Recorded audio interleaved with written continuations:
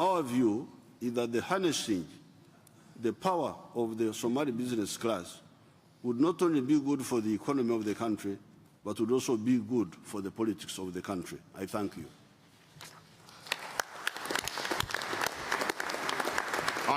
I thank His Excellency, the President of the Republic of Uganda, very much for his contribution, and I call on His Excellency, the President of the Republic of Kenya. Thank you.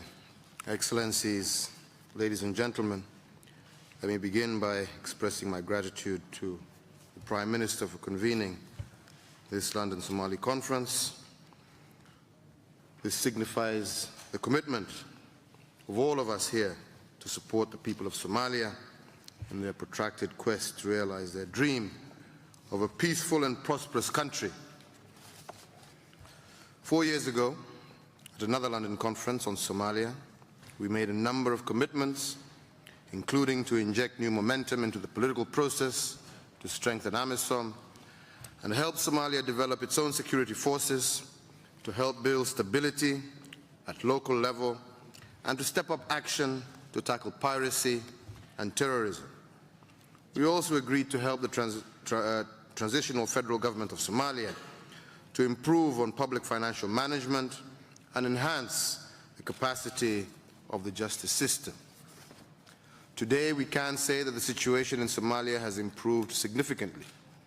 A new Somalia has emerged to assume its rightful place amongst the community of nations. In spite of many challenges that the country still faces, remarkable positive developments have been witnessed in almost every sector, putting the country on course for steady social, economic, and political transformation. The successful conclusion of the 2016-17 electoral process that led to the election of President Mohamed Abdullahi Mohamed and the peaceful transition has set Somalia on a path towards improved governance and political stability. As a neighbor, a long-term friend and partner to Somalia, my government has resolved to do whatever it can to help Somalia to remain on this positive trajectory.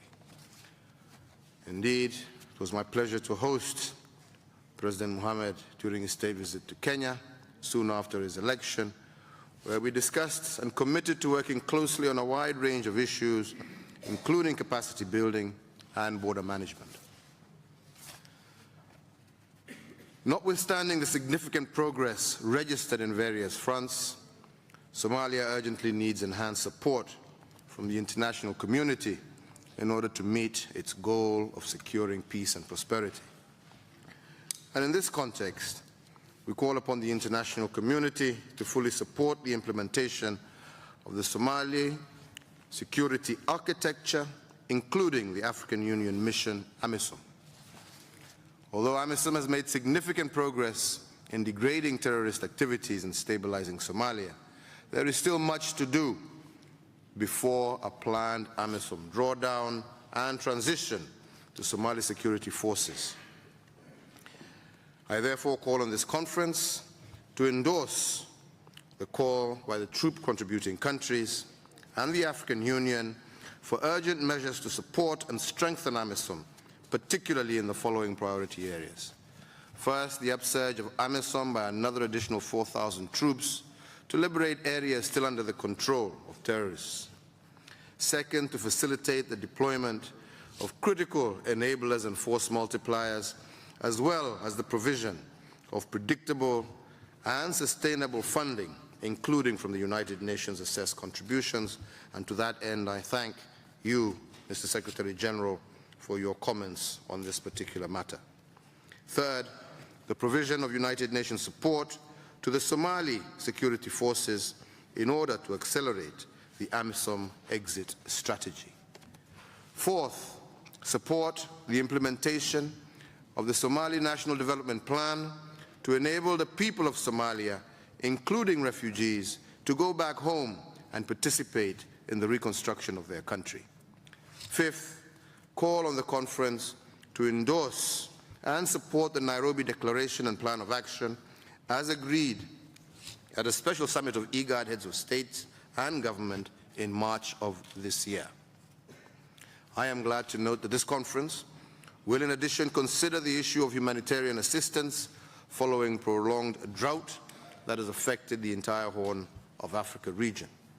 I hope this meeting will agree on a joint plan for the urgent extension of the necessary humanitarian support in order to alleviate further suffering of the affected communities. In closing, the government and the people of Kenya shall remain a faithful partner to the people of Somalia, as we have been over the years. We will continue to work closely with the federal government, the regions, and the international community in the quest to secure peace and prosperity for Somalia and for this and other and many generations to come. I thank you. Thank you. I thank the President of the Republic of Kenya very much for his contribution, and I call on His Excellency, the Prime Minister of the Federal Democratic Republic of Ethiopia. Your Excellency, let me begin by commending the co-chairs for organizing this unique conference. Today, I'd like to make 4 points that I think are vital, important to ensure lasting peace and sustainable development in Somalia. Number one, as you all know, our region in general and Somalia in particular has been consistently targeted by terrorist attacks, mainly from Al-Shabaab. The fight against Al-Shabaab has been progressing. Successful offensives by the Somali National Army, AMISOM, and friendly forces